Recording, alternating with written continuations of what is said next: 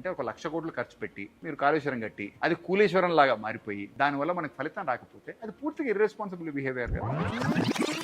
అదేవిధంగా ఇప్పుడు మీరు అంటున్నట్టు కొత్త ప్రభుత్వం కూడా అప్పులు చేస్తుంది. ఎందుకంటే డెఫినెట్లీ అప్పు అనేది మనం ఎంతో కొంచెం పరిమితులకు లోబడి తీసుకోవాలి, తప్పులేదు. ఎందుకంటే ప్రతి ఒక్కళ్ళు కూడా ఇప్పుడు నేను ఒక చిన్న కుటుంబం ఉంటుంది, వాళ్ళకు ఇల్లు కట్టుకోవాలంటే ఆ కుటుంబానికి సంబంధించిన భవిష్యత్తు గురించి వాళ్ళకు ఇల్లు కట్టుకోవాలంటే ఇంటి మీద ఒక హోమ్ లోన్ తీసుకుంటారు. అది మంచిదే కదా, దానివల్ల లాభమే తప్ప నష్టమైతే కాదు కదా. కాకపోతే ప్రభుత్వ అధినేత తన సొంత ఇల్లు నడుపుకుంటున్నట్టు ప్రజలను తన పిల్లలను చూసుకుంటున్నట్టు చూసుకోవాల్సిందే తప్ప ఎవరన్నా ఇర్రెస్పాన్సిబుల్ గా బిహేవ్ చేస్తే అంటే 1,00,000 కోట్లు ఖర్చు పెట్టి మీరు కాళేశ్వరం కట్టి అది కూలేశ్వరం లాగా మారిపోయి దానివల్ల మనకు ఫలితం రాకపోతే అది పూర్తిగా ఇర్రెస్పాన్సిబుల్ బిహేవియర్ కదా. మనము నాన్ ప్రొడక్టివ్ అసెట్స్ ని క్రియేట్ చేసి ఫలితం దాని నుంచి మనకు రిజల్ట్స్ అనేది మనం తీసుకోలేటువంటి అసెట్స్ ని క్రియేట్ చేసిన తర్వాత ఆ అసెట్స్ వల్ల ప్రజలకు ఎవరైతే మన పిల్లలకు లాభాల నష్టాలు అనేది ఏ ప్రభుత్వ అధినేత అయినా ఆలోచన చేయవలసిందే. కాబట్టి వాళ్ళు చేస్తున్న ఆర్గ్యుమెంట్ ఏదైతే ఉందో పూర్తిగా అసంబద్ధం. ఏదైతే అప్పులను చేసి వాళ్ళు ఆస్తులను కల్పించాము అని చెప్పేసి చెప్తున్నారో, నేను మర్చిపోయి మీకు ఒక ఎగ్జాంపుల్ చెప్పిన ఇది కాళేశ్వరం సంబంధం. అదే విధంగా ఈ రోజు కాంగ్రెస్ పార్టీకి సంబంధించిన పరిస్థితి కూడా మీరు ఒకవేళ ఆలోచన చేసినట్టయితే